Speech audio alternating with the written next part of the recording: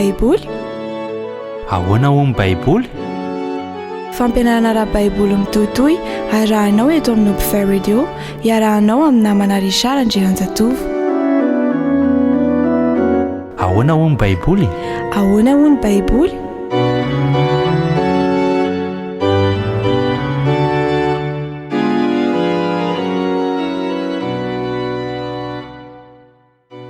Ataoko fa liana fatratra ianao ny araka amiko indray handre izay ambary eto amin'ity an'ity. Manonona fiadanan'i Jesosy Kristy ho aminao sy ny ankonanao ny namanao Richard Andrianjatovo. Andriamanitra ne omba sy tantananao mandrakariva. Ho jerentsika androany ny amin'io fanahy masina io. Ahoana indray ny amin'io fanahy masina io? Hery fotsiny vezy io sa ny baiboly ihany no afaka mahaly an'izany. Kanefa mialohan'izany dia tsara trantsika raha hivavaka. Vavaka isika tompoko.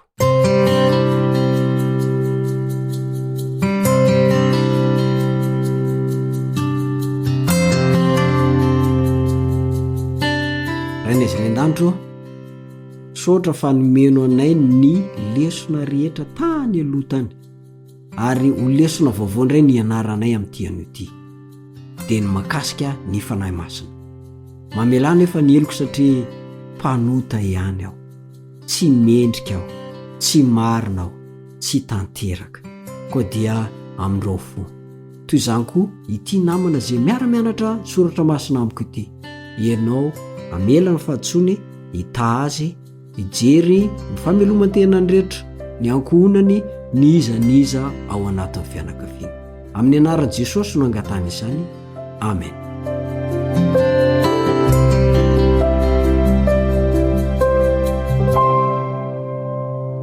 Raha mbola tetỳ an-tany Jesosy Kristy dia nampanantena ny mpianany fa mbola ho avy indray izy. Izay ny voalaza ao amin'ny Jaona 4:12, ny 1:1-3.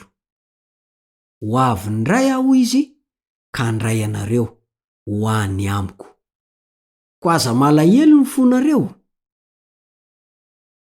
Tsy tokony alahelo sy angay zany izy ireo satria nanome toko mihitsy Jesosy fa aniraka ny fanahiny masina andimby azy.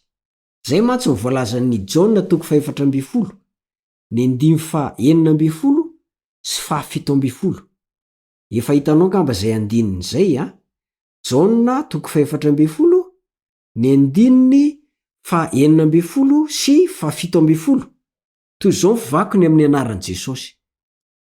Izaho hangataka amin'ray ary izy hanome anareo mpananatra hafa mba ho eo aminareo mandrakizay, dia ny fanahy ny fahamarinana zay tsy azon'izao tontolo izao raisina satria tsy hitany na fantany, fa ianareo no mahafantatra azy satria mitoetra eo aminareo izy ary ho ao anatinareo.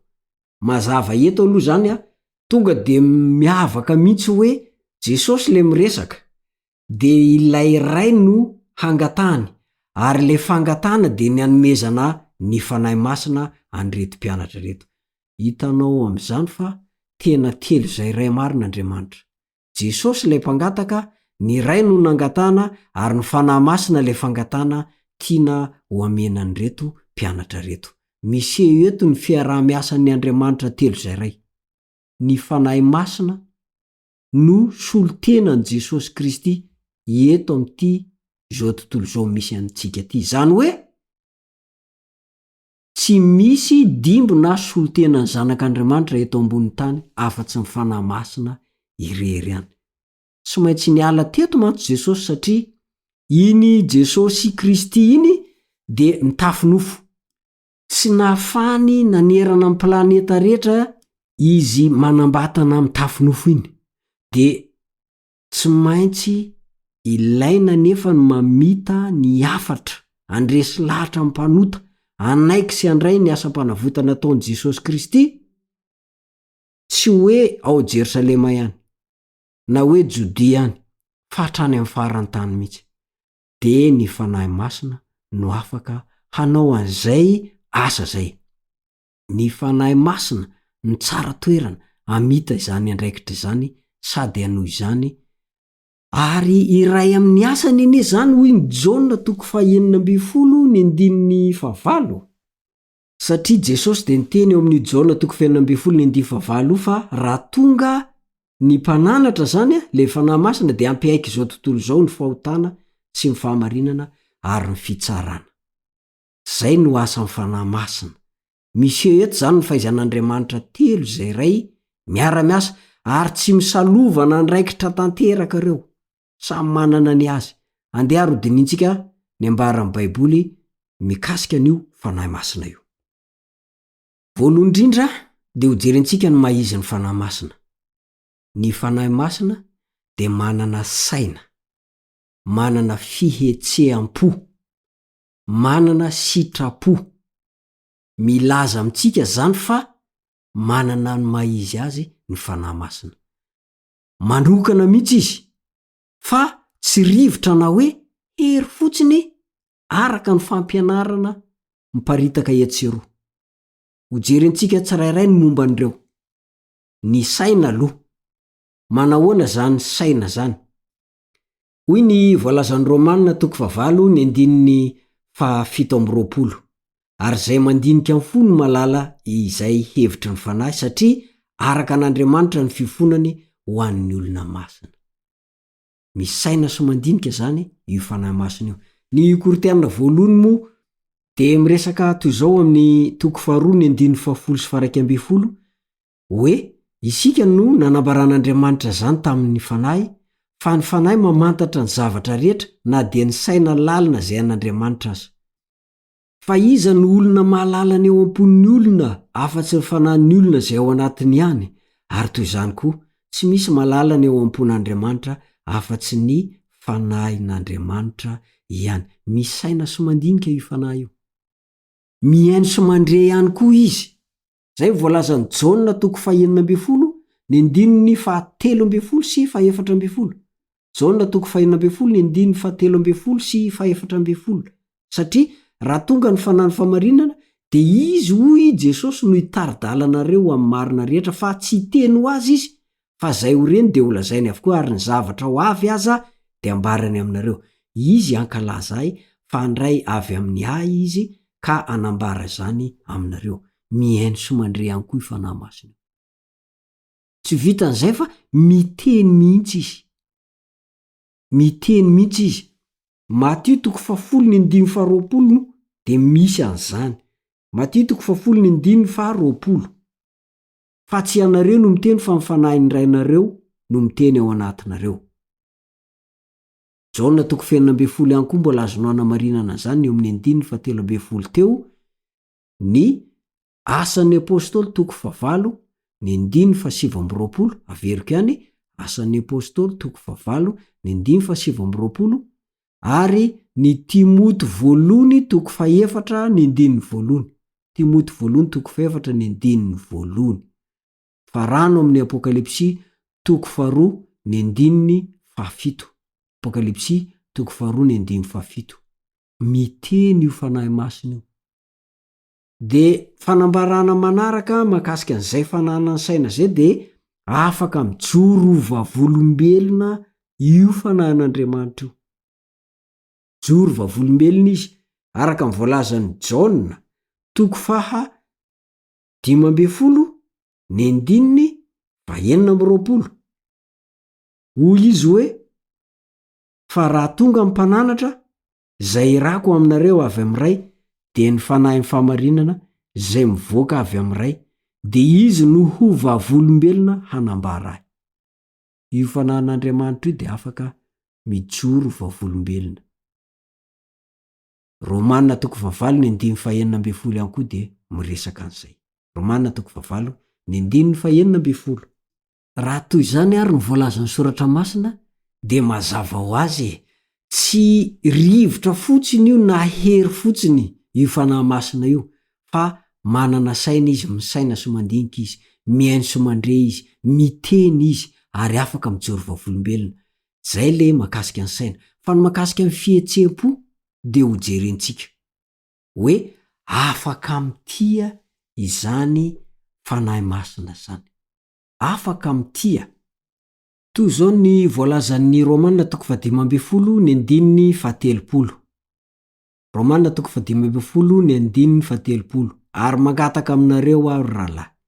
Noho ny am' Jesosy Kristy tompontsika sy ny fitiavana avy amin'ny fanahy, mba hiarahanareo miezaka amiko amin'ny fivavahanareo amin'Andriamanitra ho ahy. Afaka amin'ity io.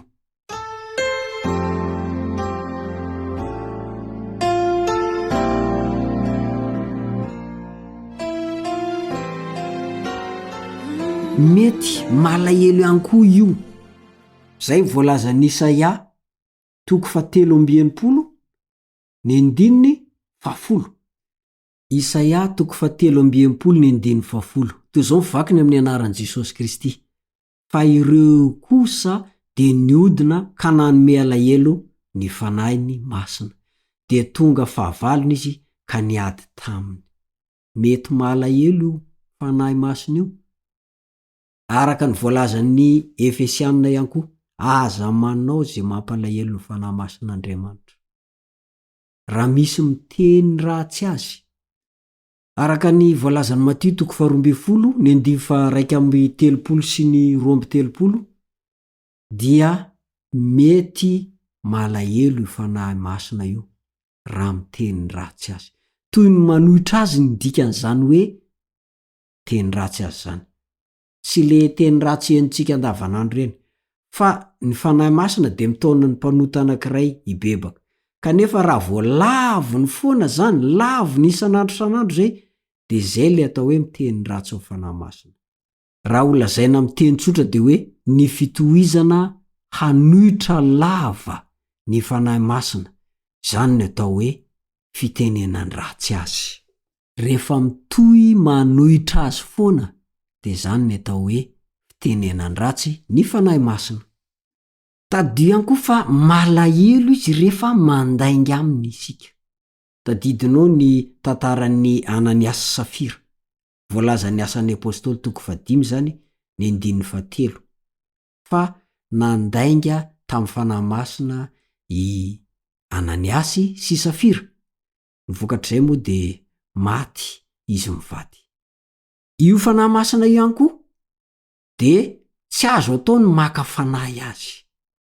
Andriamanitra moa tsy azo atao mihitsy ny maka fanahyn'Andriamanitra. De raha maka fanahy ny fanahy masina isika, de mety malahelo ihany koa izy. Indrindra moa ny maniratsira azy. Hebreo 10:7. Tsy azo tsira tsiraina io. Manasa mpanota ibebaka mantsy io fanahy masina io. Ary ny fandavana, ny fanoherana, mitohy izany asany zany no atao hoe tenenan ratsy ny fanahy masina.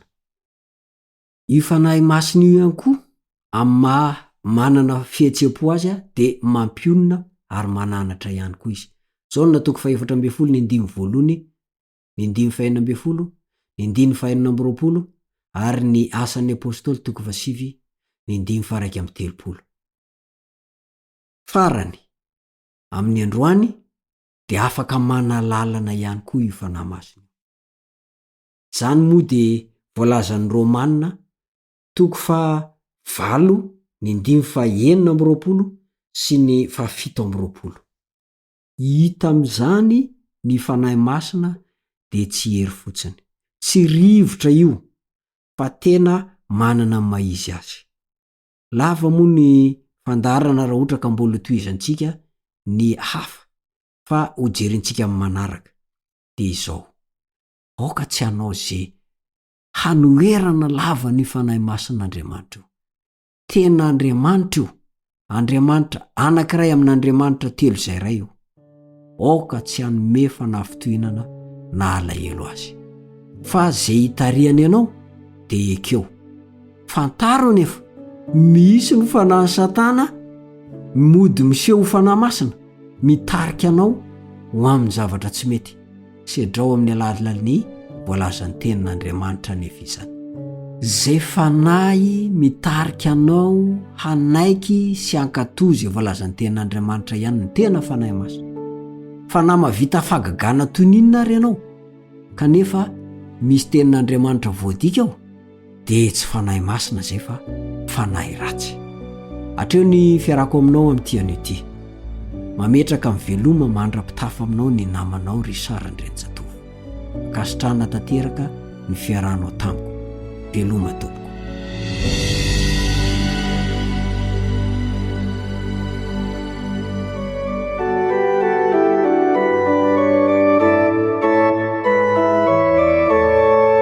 Ahoana hoy ny Baiboly? Ahoana hoy ny Baiboly? Fampianarana ara-Baiboly mitohitohy arahanao eto amin'ny Upfare Radio, iarahanao amin'ny namana Richard Andrenjatovo. Ahoana hoy ny Baiboly? Ahoana hoy ny Baiboly?